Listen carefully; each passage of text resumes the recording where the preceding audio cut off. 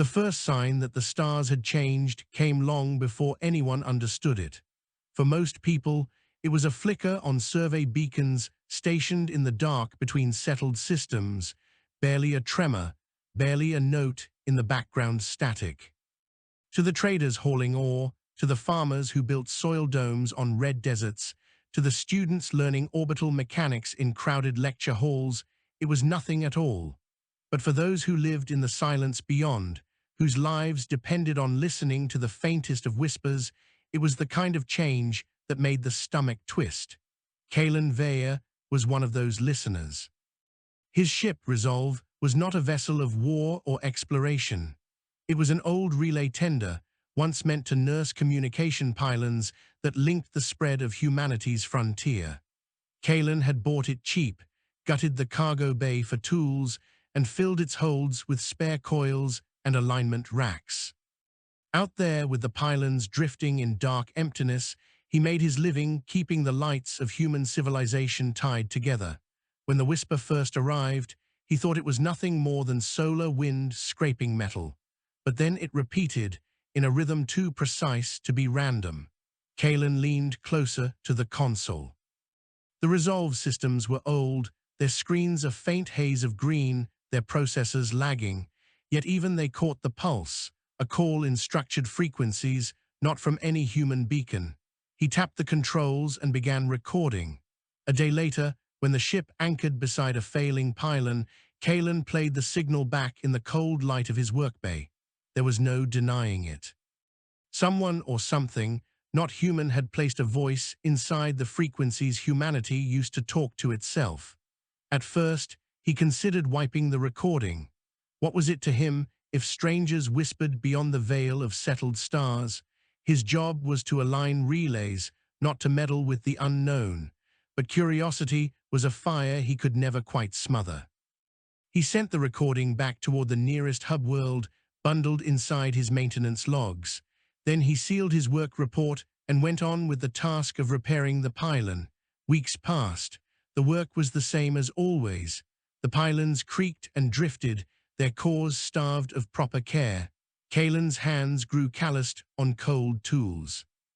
He spoke to no one but himself, save for a rare voice message from a port authority acknowledging his logs. The signal slipped to the back of his mind. Then came the order.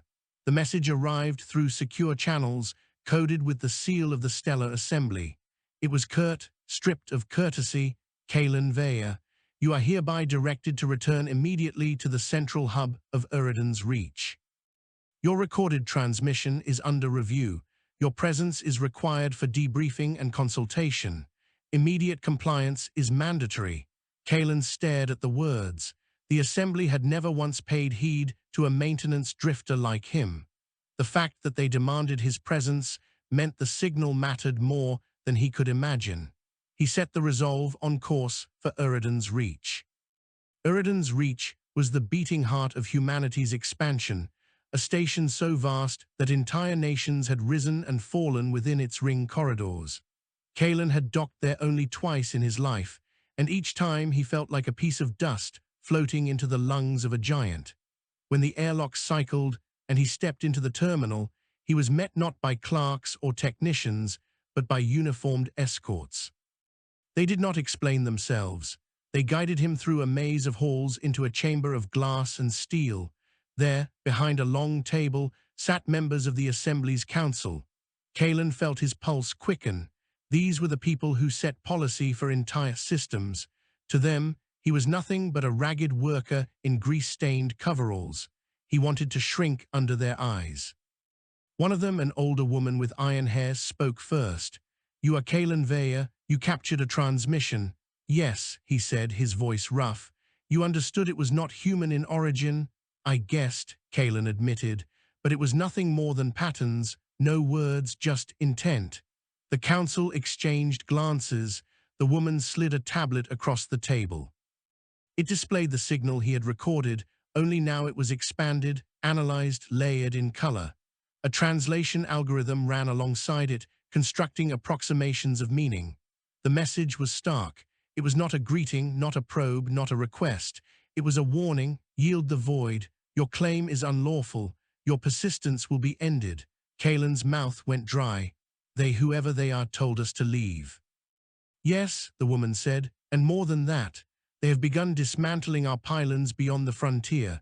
We have lost 6 in the past month. Ships sent to investigate have not returned. Silence stretched through the chamber. Kalen felt the weight of the council's gaze settle on him as though he held some key they lacked. "What do you want from me?" he asked finally. The woman's eyes were cold. "You are the first to have encountered them, however indirectly. You know the silence of the frontier, the machines they are dismantling, the terrain of emptiness where this battle may be fought. You will go back out, Kalen Vaya, and you will help us understand our enemy." He almost laughed. Him, a lone drifter who patched pylons, sent to face whatever civilization lay beyond. But the council was not jesting. That was how it began. Kalen was not sent alone. He was attached to a ship of war, the Unbroken Oath, a sleek vessel of graphite armor and thunderous engines. Its crew were hardened, their faces stern, their eyes carrying the weight of countless drills. Among them was Commander Selene Terra, the woman who would lead the mission. She studied Kalen with the same scrutiny she gave her officers, as though measuring his worth. "You know the pylons," she said. "We know war. Between us, perhaps we will not die in ignorance." Kalen had no answer. He felt himself drowning already, swallowed by a current too strong to resist. Yet when the Unbroken Oath left dock and sailed into the dark, a part of him stirred with something more than fear.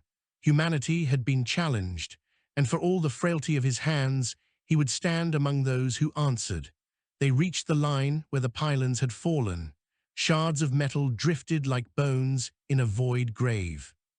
Consoles whispered with faint echoes, residual currents of the same alien frequency Kalen had first heard. The crew of the Unbroken Oath worked in grim silence, scanning the wreckage, logging each fragment. Kalen moved among them, pointing out the alignment coils, the fused cores, the places where human engineering had been deliberately torn apart. "They know us," he murmured, tracing a finger over a shattered relay plate. "They studied how we build, and they took it apart piece by piece." Selene's gaze was sharp. "Then they understand we depend on these. They are not striking blindly, they are cutting our voice."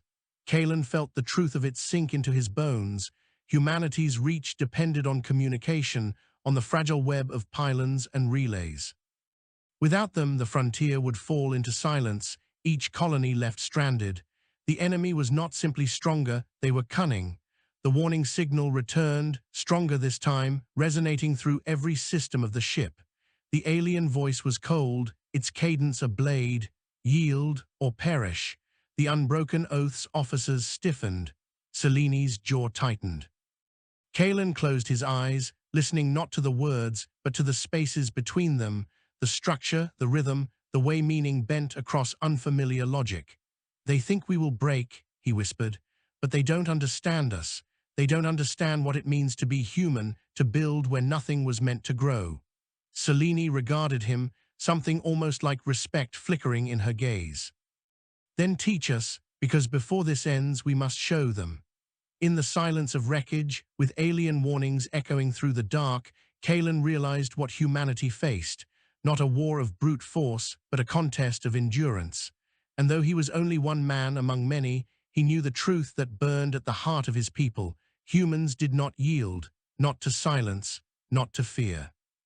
Not to any who sought to erase them. Kalen did not sleep well aboard the Unbroken Oath. In his old ship, the Resolve, silence had been a companion. The faint hum of ancient engines and the slow ticking of cooling pipes were the only sounds, and those he had come to know like a lullaby. Here, in the belly of a warship, silence was never real. The corridors thrummed with power, the walls carried the constant vibration of reactor heat, and the voices of crew echoed at all hours as they rotated through their endless watches. The crew themselves treated him as an oddity. He was not soldier nor officer, not engineer trained in assembly academies, but a drifter who spent his life keeping pylons alive on the edge of nowhere. Some regarded him with polite distance, others with suspicion. More than once he heard the muttered word liability when they thought he could not hear. It was not until the third night cycle that he found an ally of sorts. She was a junior systems officer, hair cut to regulation, her uniform crisp. She approached him in the mess, where Kalen sat alone with a bowl of tasteless nutrient stew. "You are the pylon man," she said without introduction. Kalen looked up wary. "That's me." She slid her tray opposite his. "I am Elira Narath. My assignment is long-range systems integration. The pylons are part of that net. If they fall, my work is dust." There was something earnest in her eyes, sharp intelligence, but also curiosity. She wanted to understand, not to judge. Kalen found himself speaking more than he had in months. He explained how the pylons aligned their beams, how a slight drift in magnetics could sever entire systems from communication, how a single faulty coil could cause chaos. Elira listened closely, asking pointed questions, nodding in understanding. When he finished, she leaned back. "No one ever explained it like that. To most of us, the pylons are invisible. We assume they work until they don't. They were built to be invisible," Kalen said, "quiet machines holding our worlds together. But the ones we face now, they saw them for what they are. The threads of a web, cut the threads, and the spider starves." Elira shivered. "Do you believe they will come for us directly?" "They already have," Kalen said, remembering the wreckage adrift in the void. "We just have not yet seen the shape of their hand." That shape revealed itself soon enough. The unbroken oath was charting a new vector along the pylon line, surveying where the next silence might fall. Kalen was in the systems bay, poring over signal traces with Elira, when the alarm klaxons erupted. The red wash of combat lighting drenched the walls. "Contact," voices shouted over comms. "Unknown vector closing fast." Kalen stumbled after Elira toward the command deck. He arrived breathless, clutching a console for balance, as the great forward view screens blazed with shifting stars. Out of the dark came shapes. They were not like human ships, not armored wedges or blade-like hulls. They were curved, almost organic, their surfaces ridged like bone. Pale light pulsed through veins along their hulls. There were 3 of them. "They were waiting," Selene said, her voice calm though her eyes burned. "They knew we would come." The alien ships moved with terrifying grace, no visible thrusters, only sudden, impossible shifts in trajectory. "Shields," Selene barked. "Weapons online," the unbroken oath roared as her cannons unleashed bursts of incandescent fury. Beams lanced outward, striking the nearest alien ship. For a moment, Kalen thought it might break apart, but the light rippled across its surface, absorbed as though the hull drank the energy whole. "They eat it," someone gasped.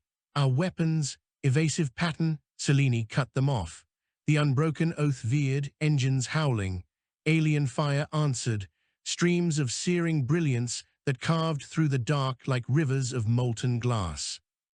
The warship shuddered under the near misses, armor plating blistering where glancing strikes landed. Kalen clutched the railing, his heart hammering. He was no soldier, no strategist. Yet as the battle unfolded, he saw what others did not. "They're not trying to destroy us," he shouted. Selene's gaze flicked to him, sharp. "Explain." "They could have ended us with their first pass. They're testing. Watching how we move, how we respond. They want to know how we fight." The deck trembled as another strike grazed the hull. Sparks rained from a console. Crew cursed and scrambled to restore systems. Selene's jaw tightened. She issued a string of orders that sent the unbroken oath plunging into a dense field of drifting debris, the graveyard of broken pylons. Shattered coils and fractured plates tumbled through space like jagged teeth. "Use the wreckage for cover," she commanded. "Make them chase us where their elegance turns to hazard." The ship weaved between hulks of dead machinery. Alien fire slashed after them, carving apart metal carcasses, but failing to land a killing blow. The 3 bone-like vessels hesitated, their perfect arcs disrupted by the chaos of the field. Kalen felt a surge of grim satisfaction. Humanity's trash, its broken relics, had become their shield. The battle stretched into hours. At last, the aliens disengaged, slipping back into the void without a word, leaving the humans battered but alive. On the command deck, sweat-streaked officers exhaled in relief. Selene stood tall, though her knuckles were white on the railing. "They let us live," she said quietly, "not out of mercy, out of calculation." Kalen swallowed hard. "They wanted to see if we would break." Selene turned to him, eyes like steel, "And we did not." Repairs consumed the next days. Kalen worked shoulder to shoulder with engineers, his hands stained with grease and coolant. Though not trained in military systems, his knowledge of pylon tech proved useful in patching fried rays and rerouting damaged relays. Elira in particular sought his help, their partnership growing natural, words flowing between them in the long hours of toil. In quiet moments, Kalen replayed the alien signal, listening not just with ears, but with the instincts born of years in solitude. There was pattern upon pattern, layers beneath the threat. It was more than command, it was doctrine.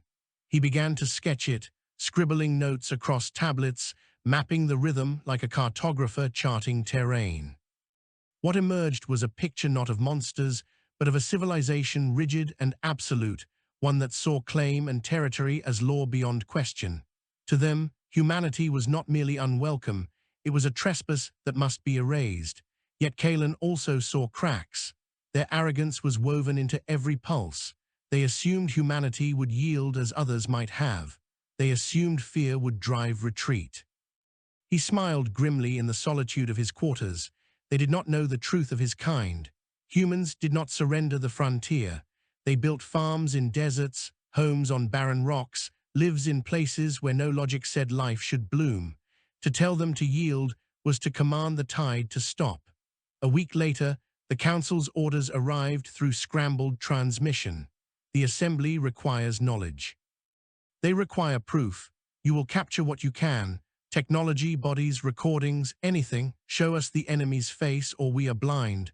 The crew listened in silence. The task was near impossible. To face the alien ships again was to invite annihilation. Yet Selene did not waver.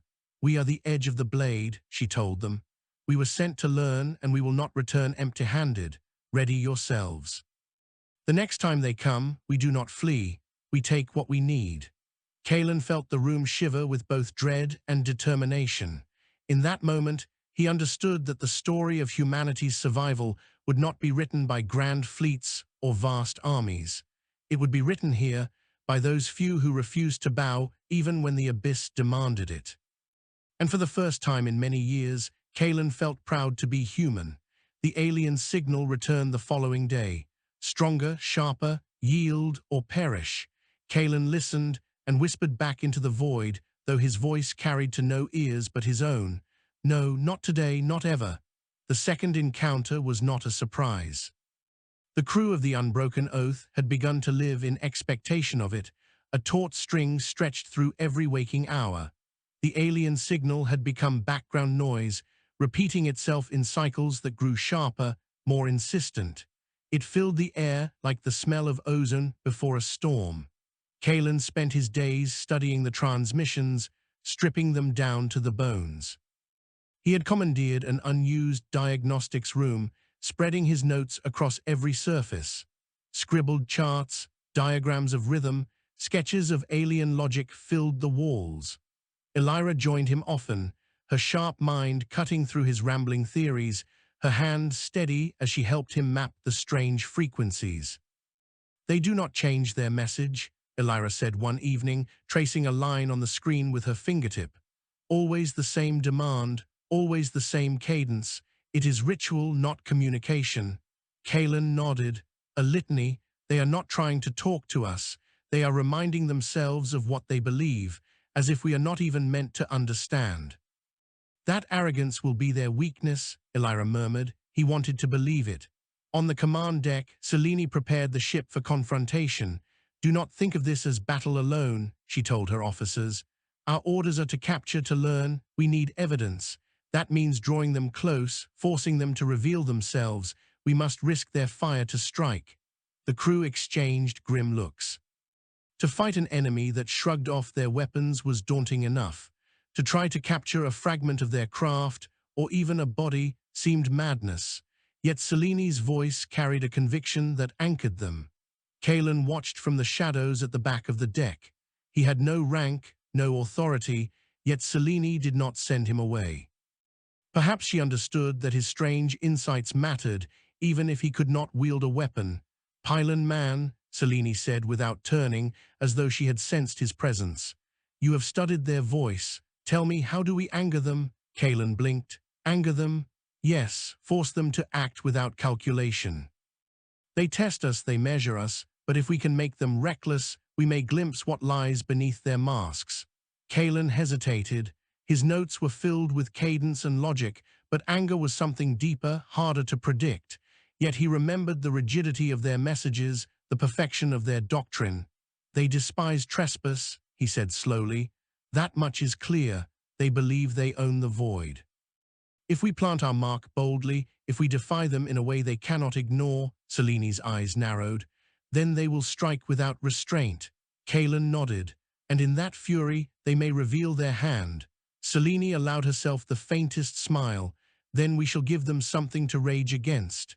The plan was simple in outline, perilous in execution. The unbroken oath would venture deeper into the frontier, to the coordinates of a freshly fallen pylon. There they would not simply investigate, they would rebuild. "Replant the flag," Selene said. "Show them we will not yield, not even when they tear our voice away. That act will be insult enough to draw their wrath." Kalen felt a chill at her words. To rebuild a pylon under hostile eyes was like lighting a torch in a predator's den, but he also felt a strange pride. Humanity would not slink away. They would plant their machines anew, daring the void to object. The fallen pylon drifted like a corpse, its spine cracked, its core dark. The debris of its collapse floated in a halo around it.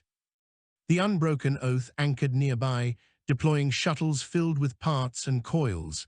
Kalen joined the teams, his hands steady on the tools he had used all his life. As they worked, he felt the silence pressing close. Every turn of a bolt, every alignment of a dish, seemed amplified against the void's vast hush. The crew worked with tense speed, eyes flicking constantly to their sensors, waiting for the inevitable. Hours passed. The skeleton of the new pylon began to take shape. Its frame extended outward, its dish gleaming as it caught the distant light of a star. Kalen guided the alignment, his voice firm over comms, ensuring every coil was placed true. Then the signal came, stronger than before, louder. "Yield or perish." The crew froze.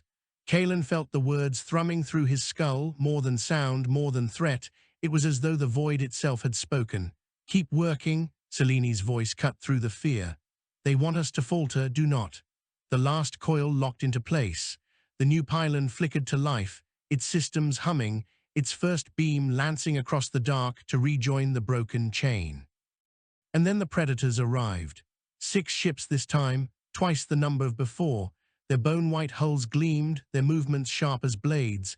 They encircled the unbroken oath and the newborn pylon like hunters around prey. Kalen's heart hammered. This was no test. This was fury. The alien ships struck without hesitation. Streams of light seared through space, slicing toward the pylon. The unbroken oath hurled herself into their path, her shields flaring as the blast struck. "Defend the beacon," Selene roared. "No matter the cost." The crew responded with desperate ferocity. Cannons thundered, missiles streaked, flares burst to confound enemy sensors. Yet still the alien fire pressed closer, tearing chunks from the warship's armor. Kalen worked frantically at a secondary console, rerouting the pylon's power through redundant channels. "They're trying to blind it," he shouted. "If they sever the beam, the whole chain collapses again." Elira's voice answered over comms. "Redirect to tertiary coils, use the feedback loop." Kalen's hands flew across controls, sweat dripping into his eyes. The pylon's systems groaned, but the beam held. The aliens closed in, their movements furious, less graceful than before. Selene had been right, they were angry. "Target the nearest ship," she ordered. "Boarding teams prepare, we will not leave without a prize." Kalen barely had time to register the words before the unbroken oath lunged forward, engines screaming, ramming its armored flank against one of the alien vessels. The impact shuddered through every deck. Magnetic clamps extended, locking the two ships together. "Board them," Selene roared. Airlocks cycled, charges blasted through alien hull. Armed Marines surged into the breach. Kalen stared in shock. To step inside that otherworldly vessel seemed madness, but then Selene's gaze fell on him. "You too, Pylon Man. You wanted to understand them? Come see their face." His blood ran cold. Yet something in him, that same stubborn fire that had carried him through years of solitude, answered, "If not me, then who?" He followed. The alien ship's interior was like walking through the ribcage of a giant. Walls curved, slick with strange organic sheen, pulsing faintly with inner light.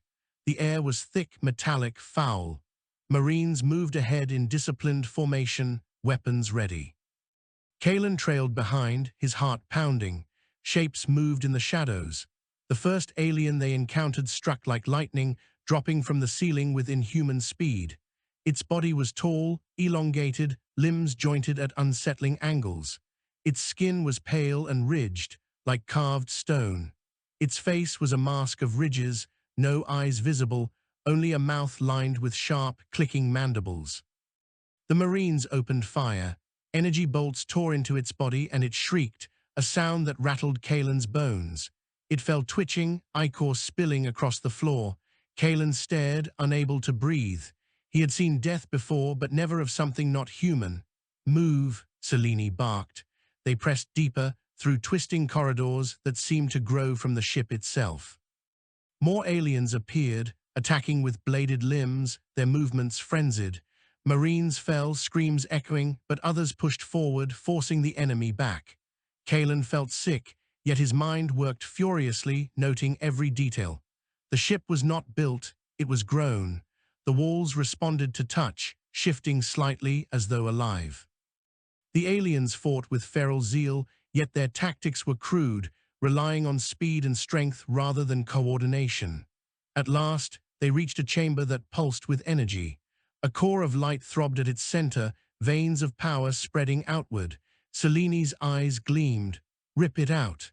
Engineers moved swiftly, planting charges, attaching harnesses. The alien ship shuddered as its heart was torn free. Kalen stepped closer, drawn to the core's strange rhythm. He could hear the same cadence as the signals, pulsing through it, as though the doctrine itself was written into its machinery. For a moment, the thought struck him, if this core is alive, what are we killing? Then the charges detonated. The chamber collapsed in fire. The Marines dragged the glowing core back toward the breach. Kalen stumbled after them, his ears ringing, his chest heaving. Behind them, the alien ship convulsed, tearing itself apart.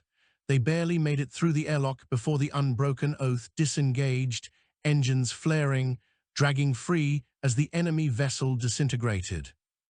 The other alien ships shrieked in pursuit, but with the core in tow, Selene ordered retreat. The unbroken oath fled into the dark, battered but unbroken, carrying with it the first prize of the war. In the aftermath, the crew gathered in the hangar, staring at the captured core as it pulsed faintly inside containment fields. It radiated a presence, alien yet undeniable, as though the void itself had been caged. Selene stood before it, her voice clear. "We have seen their face, we have touched their heart, and we have proven that we will not yield. Let the assembly see this proof, and let the enemy learn what it means to awaken humanity's defiance." Kalen gazed at the core, his thoughts a storm. He knew the war ahead would be long, brutal, filled with loss. But he also knew this: humanity had drawn blood. Humanity had shown that it would not vanish into silence.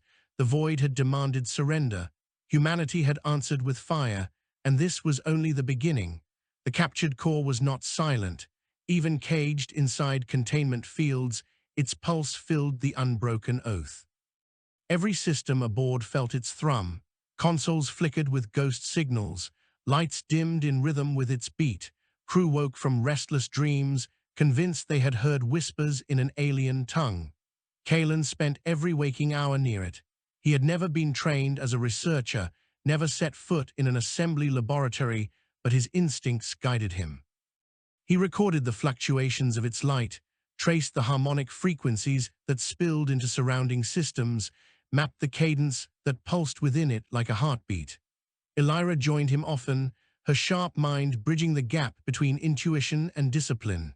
Together, they built layer upon layer of data, diagrams scrawled across tablets and walls. "It is not a machine," Elira said one night, her voice low. "Not in the way we understand. It grows, it adapts. Look here, the pattern shifts each time we test it, as though it learns from our probes." Kalen nodded. "Alive, or something close enough to make the word meaningless." "And dangerous," Elira added, eyes hard. "If it can reach into our systems this easily, imagine what it can do when unfettered." Kalen did not answer. He could not stop staring at the glow, at the rhythm that seemed to echo the alien doctrine, yield or perish. The assembly's reply came swift and cold. "The captured core is of highest priority. Deliver it to Eridan's reach immediately. Do not engage further until analysis is complete." Humanity must see the enemy's essence laid bare. Selene read the transmission aloud on the command deck. The crew listened in silence, their exhaustion etched deep, their pride tempered by the memory of comrades lost in the boarding. Kalen watched Selene's face. Her jaw was tight, her eyes shadowed. To retreat now, to run home, was against every instinct she carried, yet she obeyed. The unbroken oath set course for Eridan's reach. The journey back was not peaceful. The alien ships harried them, appearing without warning, vanishing just as quickly. Sometimes they lingered at the edge of sensors, like wolves pacing outside firelight.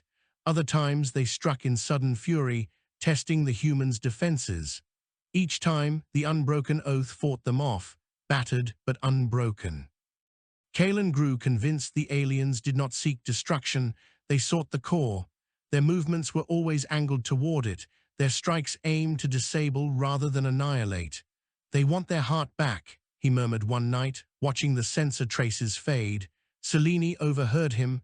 "Then we will deny them. If we must burn for it, we will not give it up." Kalen believed her. But he also knew that every battle drained the ship, every strike peeled away another layer of armor, every casualty left a hole that could not be filled. By the time Eridan's reach loomed before them, the unbroken oath was scarred and weary. Yet she had endured, carrying her prize home. The station's reception was nothing like Kalen imagined. He thought there would be celebration, relief, perhaps even awe at the sight of the alien core. Instead, they were met with grim silence. Armed escorts guided them through sealed corridors, their faces tight. The core was taken immediately, sealed inside armored crates, carted away by technicians who never met Kalen's eyes. The crew was dismissed without ceremony, scattered into debriefings and medical checks. Kalen felt suddenly hollow. The core had consumed his days, his nights, his thoughts. To see it carried away as though it were just another cargo left him unmoored. He wandered the station's corridors, feeling like an intruder among the endless throngs of humanity.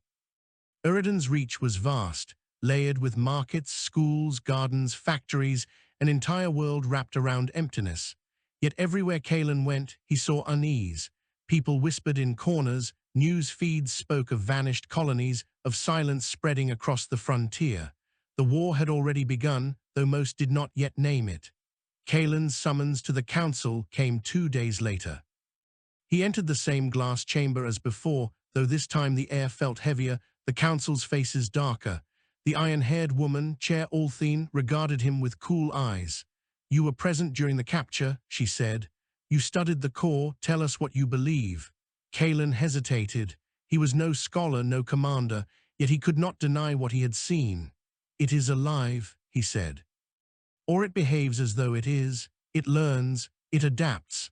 The cadence within it, the same as their messages, suggests it is not just power but doctrine. Their belief is written into its pulse. They fight not only with ships, but with conviction that every vessel carries in its bones." Murmurs rippled across the council. Chair Althene leaned forward. "And can such conviction be broken?" Kalen's throat tightened. "Yes, all conviction can be broken, but not by fear. They expect us to flee, to yield. If we do the opposite, if we endure, if we build where they destroy, they will not understand, and in their failure to understand, they will falter. The chamber was silent. At last, Althene nodded. Then that will be our weapon, resilience. The Council's orders were brutal in their simplicity. Rebuild the frontier. Every pylon, every colony, every chain they cut. For every silence, we answer with fire. Humanity will not yield. Humanity will endure. The burden of that command fell heavy on the crew of the Unbroken Oath. Repairs were rushed, casualties replaced, supplies loaded.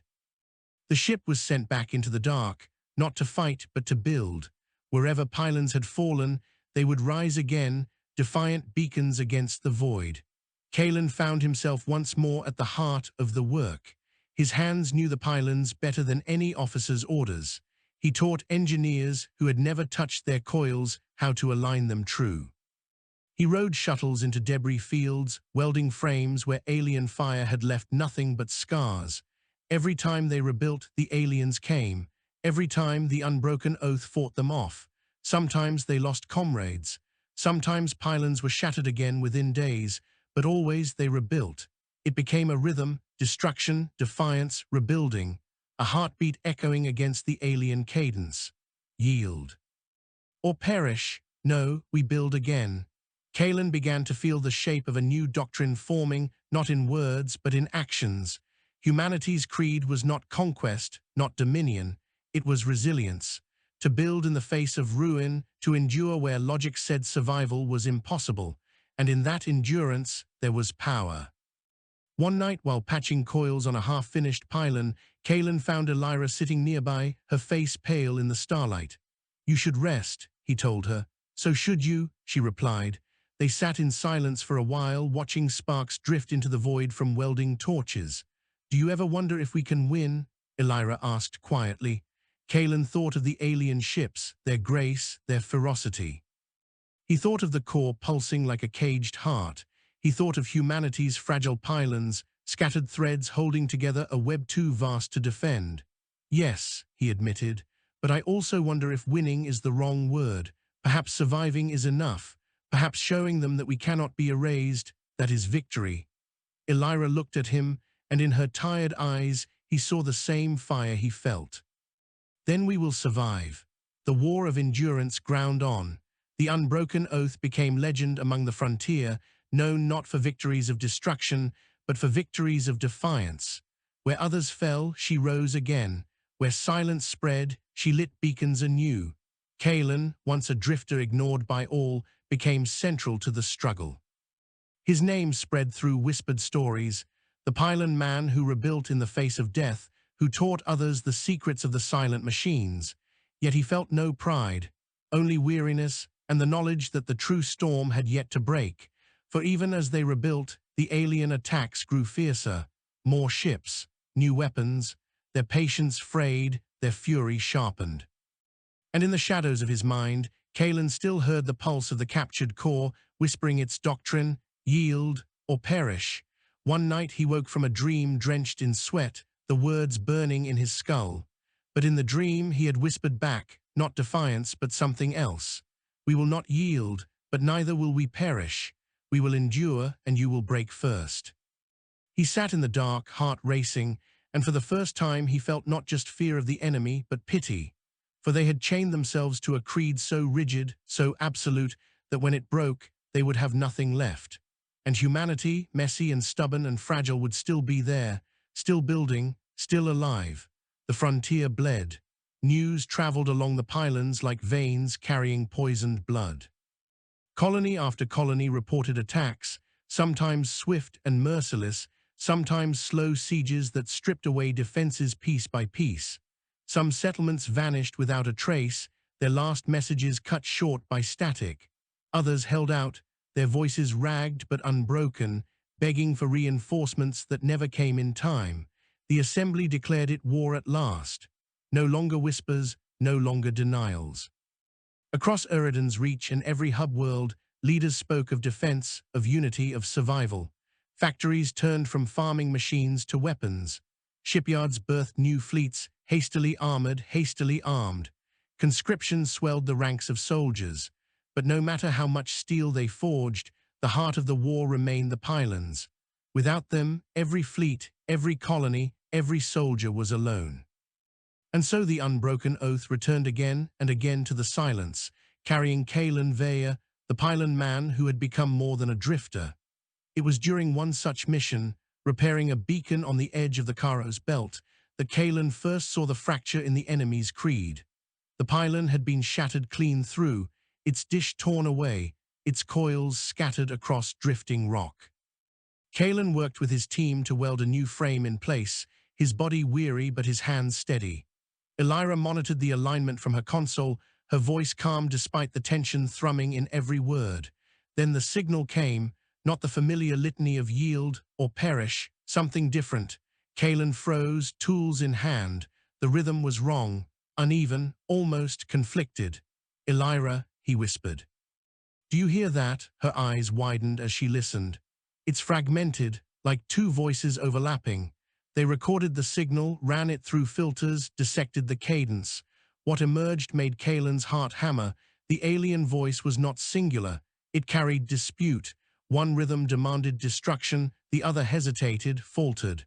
"They're not united," Kalen breathed. "There are divisions within them." Elira leaned closer, her expression fierce. "If their creed cracks, if their certainty wavers, we can use it, we must." But even as hope stirred, alien ships arrived, as relentless as ever. The battle in the Karo's belt was chaos.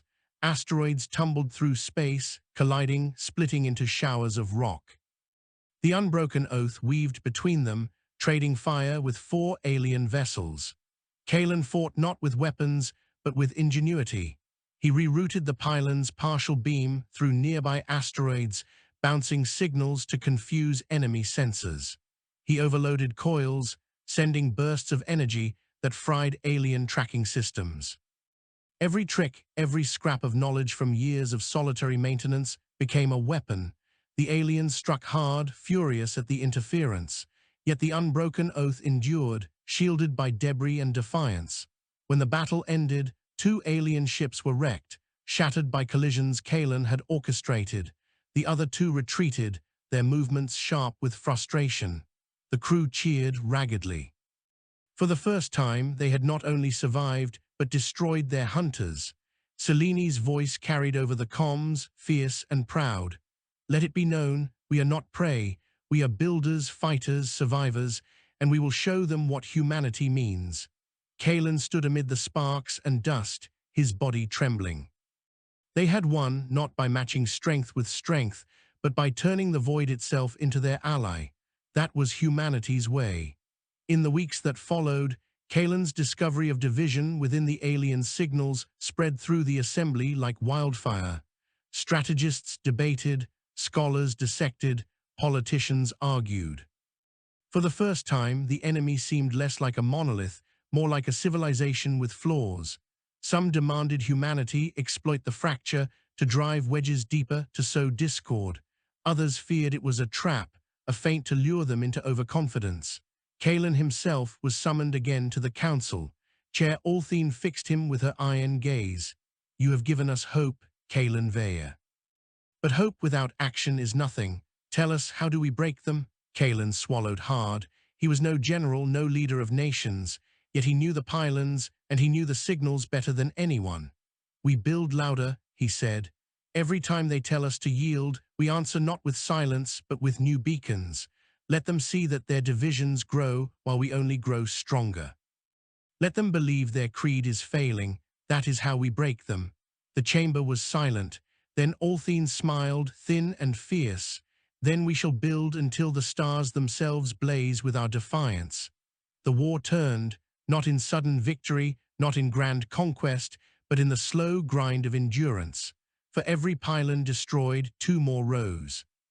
For every colony erased, another dug deeper, rebuilt stronger. Humanity bled, but it did not break. And slowly the aliens faltered. Their attacks grew more erratic. Some ships struck with relentless fury, others with hesitation. Sometimes 2 alien vessels fought each other in the dark, their signals clashing. Kalen watched it unfold with grim satisfaction. "They are unraveling," he whispered to Elira. Their certainty cannot survive our refusal to die. Elira nodded, though her face was weary. But how long can we endure before they tear us apart anyway? Kalen had no answer. The fracture became undeniable during the assault on the Rhinar cluster. The unbroken oath had been sent to defend a chain of pylons critical to linking 3 colonies. The enemy came in force, 8 ships, their largest assault yet. The battle was savage. Beams of light crisscrossed the void, pylons exploded, debris rained like meteors. The unbroken oath fought desperately, her hull torn, her weapons overheating. Kalen worked frantically to keep pylons alive, welding coils even as fire ripped past. Then, amid the chaos, 2 alien ships turned their weapons on their own. Kalen saw it on the view screens, disbelief flooding him. One vessel split another in half with a searing blast. The rest of the alien formation faltered, signals clashing in discordant rhythm. "They're fighting each other," Elira cried. Selene seized the moment. "Strike now," the unbroken oath and her allies surged, driving into the confusion. Human fire tore through alien hulls, scattering them in panic. The battle ended not with human annihilation, but with alien retreat, broken, divided, humiliated. For the first time, humanity had won a decisive victory. After the battle, the crew gathered in the shattered hangar, battered but alive. Selene stood before them, her voice carrying across the wreckage.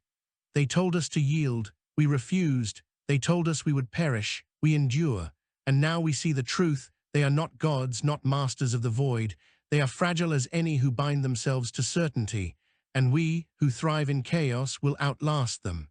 The crew roared, their voices ragged but fierce. Kalen felt the sound echo in his chest. For years he had lived in silence, a drifter forgotten by all. Now he stood among legends, among those who carved hope from despair.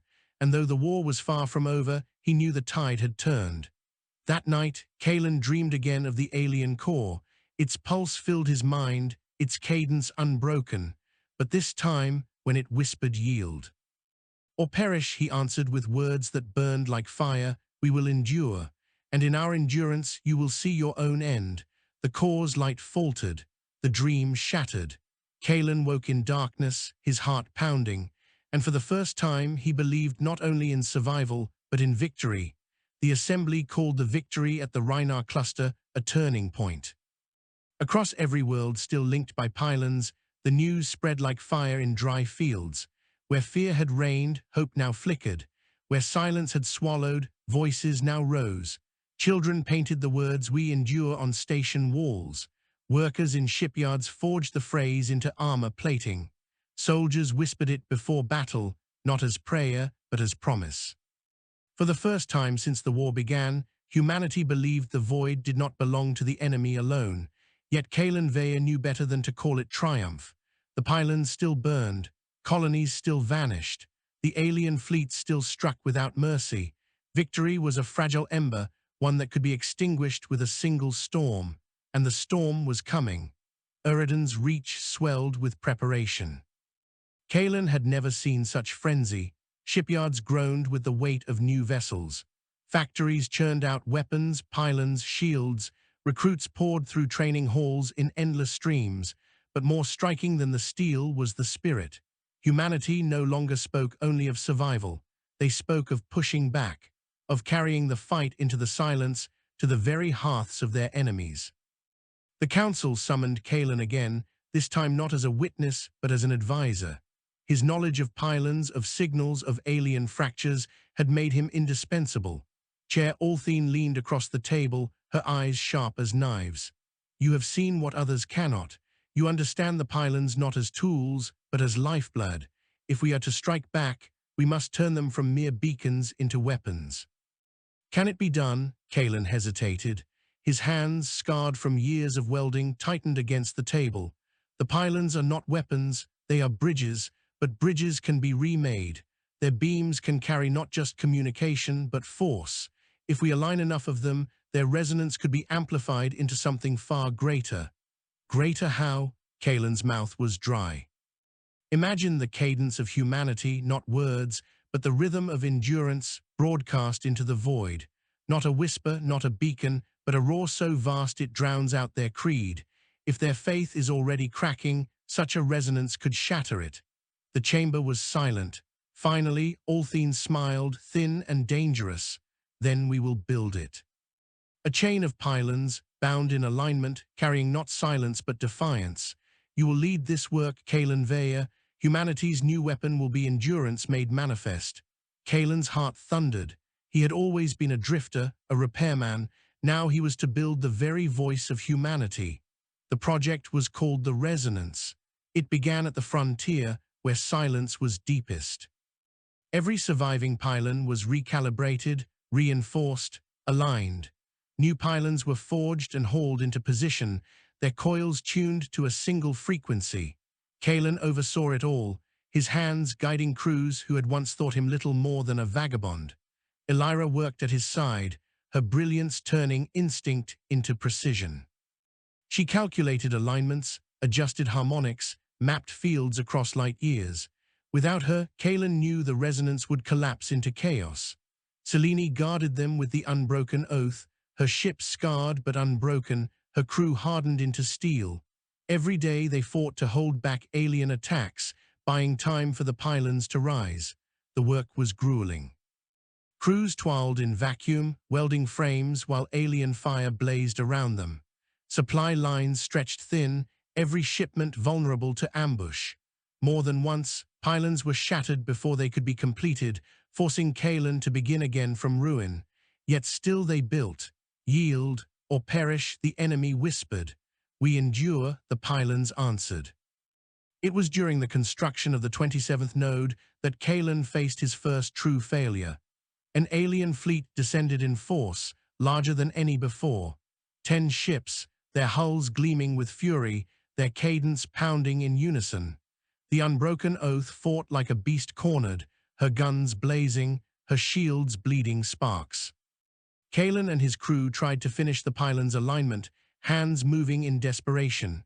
But the enemy was too strong. Beams of light tore through the framework, scattering coils into the void. The pylon was lost. Worse, dozens of workers were killed, their suits punctured, their bodies drifting into silence. Kalen watched helplessly as comrades who had trusted him vanished in fire. When the battle ended, the unbroken oath limped away, carrying only half her crew. Kalen sat in the ruined hangar, his hands shaking. I failed them, he whispered. Elira knelt beside him, her voice steady though her eyes were wet. You did not fail, they knew the risk. We all do, the failure would be if you stopped now. Kalen stared at her, then at the wreckage drifting beyond the hull. He felt the weight of every life lost pressing into him, but he also felt their defiance, their refusal to yield even in death. Slowly he stood, his voice was hoarse but firm. Then we build again. A word of the massacre spread quickly. Some in the assembly called for retreat, arguing that the resonance was folly, that the cost was too high, but others saw it differently. Workers volunteered in droves, demanding to take the place of the fallen. Soldiers swore oaths not just to fight, but to protect the pylons at any cost. Entire colonies sent supplies, knowing they might starve, but unwilling to see the project falter. The resonance became more than strategy, it became a symbol. Kalen, once just a name whispered in corridors, was now spoken across worlds. Children played games where they pretended to weld pylons in the void, chanting "We endure," with laughter. It terrified him. He had never wanted to be a symbol, but he knew symbols were what kept people alive in the face of despair, and so he bore the weight. As the resonance neared completion, the alien fractures grew worse. Their signals were no longer unified. Some ships still carried the old cadence, hammering yield or perish. Others whispered dissonant rhythms, hesitant, broken, unsure. Once Kalen intercepted a signal that chilled him. It was not a command, not a threat, but a plea. Endure, teach us. He played it for Elira, his hands trembling.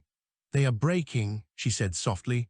Some of them want to believe as we do. Kalen felt pity stir again, tangled with fear. If they split, the war may end, but if they unify again, then the resonance must be ready first, Elira finished. Kalen nodded. They had no choice.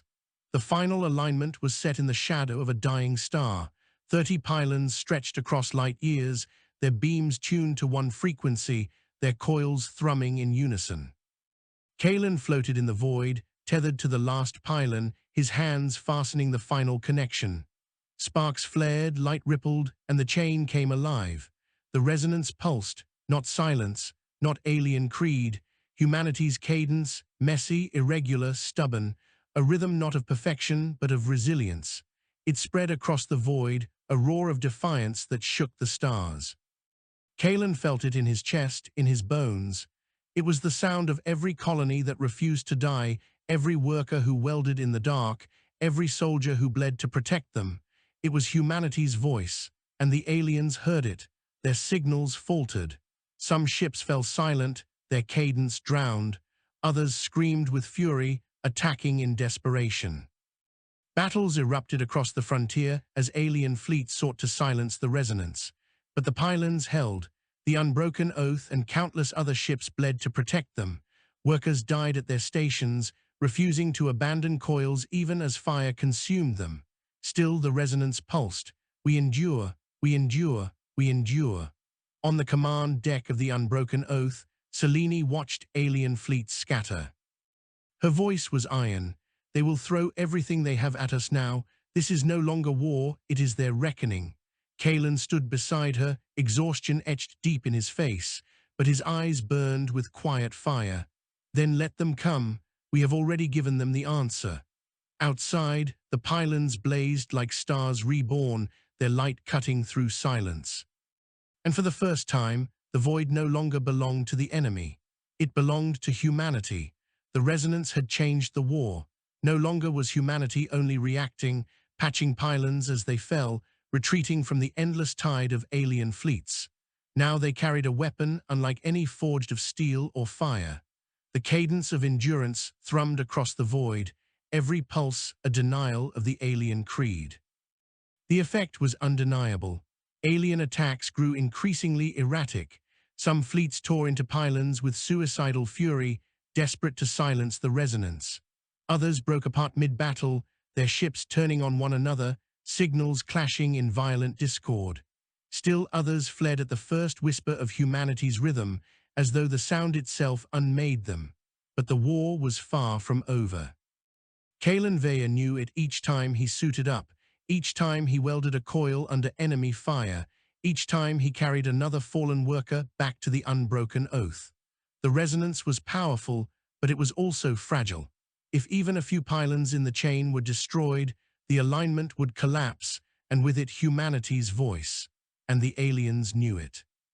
The storm came at last at the edge of the Tyrian expanse.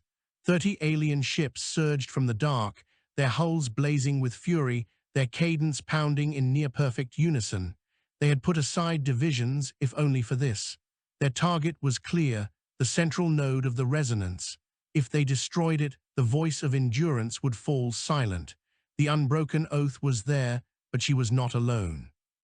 Humanity had gathered every ship they could spare, from war frigates to converted cargo haulers, from sleek patrol craft to lumbering miners strapped with guns.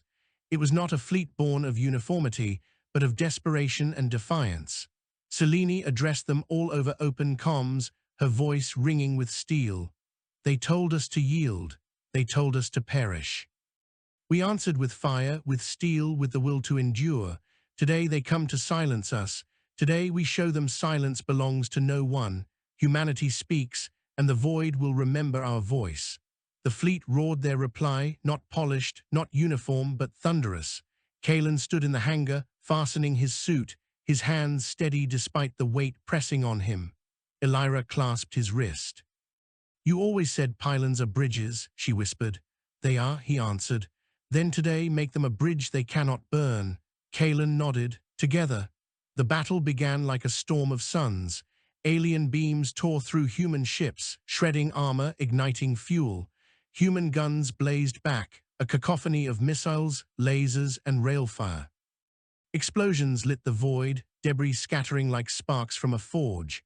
Kalen and his team raced along the pylons, patching wounds as fast as they came. Sparks hissed around him, his suit rattled by shockwaves. Every coil he welded was another heartbeat in humanity's voice. We endure, we endure, we endure. But the aliens pressed hard. Ship after ship fell, their cadences hammering louder. The central node shuddered under their assault, its frame glowing red, its coils fraying. Seleni's voice cut through the chaos. Kalen, the node won't last, we need something more. Kalen's mind raced. The pylons were aligned, but they had limits. Unless he pushed them beyond those limits, it would be dangerous, catastrophic even, but it might turn the tide. He opened a channel to Elira. If we overload the coils, feed them the full output of every auxiliary generator, the resonance could spike. It would burn the pylons out, maybe destroy half the chain, but the blast of cadence, it would reach them all at once. Elira's eyes widened in her visor. You'd tear the pylons apart. Yes, Kalen said, but it might break them before they break us. Silence stretched between them, filled only by the roar of battle. Then Elira nodded. Do it. I'll handle the calculations. Together, they rewired the pylons, rerouting power, stripping safety protocols. Sparks showered as circuits screamed. The chain began to hum, louder, brighter, until the very void seemed to tremble. The aliens sensed it. Their cadence surged in panic, ships hurling themselves at the central node. Human vessels threw themselves in the way, shields shattering, hulls splitting, bodies burning. Seleni's voice thundered across every channel. Hold the line. For every world, every child, every voice we hold. Kalen triggered the overload. The pylons blazed. Light roared across the chain, a flood of rhythm so vast it drowned the stars. The cadence of humanity, chaotic, stubborn, alive, burst outward in a wave that struck every alien ship at once. Kalen felt it in his bones, not words, but a truth beyond words. We endure. Alien signals fractured, their cadence shattered. Some ships froze, their systems collapsing. Others turned on one another, shrieking in dissonance. Hulls split as discord ripped them apart from within. The human fleet surged, seizing the moment. Missiles tore through faltering ships. Railfire punched holes in crippled hulls. One by one, the alien vessels fell, burning, breaking, scattering into silence. When it ended, the void was littered with wreckage, and the resonance was gone. The pylons had burned out, their coils slagged, their frames shattered. The chain lay silent, its voice extinguished by its own fury. Kalen drifted in the wreckage, his suit battered, his body aching. He stared at the ruin and felt both grief and triumph. They had lost the resonance, but they had proved its power, and the aliens had been broken. In the weeks that followed, alien attacks dwindled. Fleets scattered, some ships surrendered outright, their cadences silent. Others vanished into the dark, unwilling or unable to fight. Humanity did not declare victory, not yet. Too many colonies lay in ruin, too many pylons shattered. But the tide had turned. The enemy was no longer unstoppable, no longer united. The assembly spoke of rebuilding stronger, of forging a new resonance, one that could not be broken so easily. Workers volunteered by the thousands. Ships returned to the void, carrying tools instead of guns. And everywhere, people spoke the same words, we endure. Kalen stood once more on Eridan's reach, staring out at the pylons that ringed the station.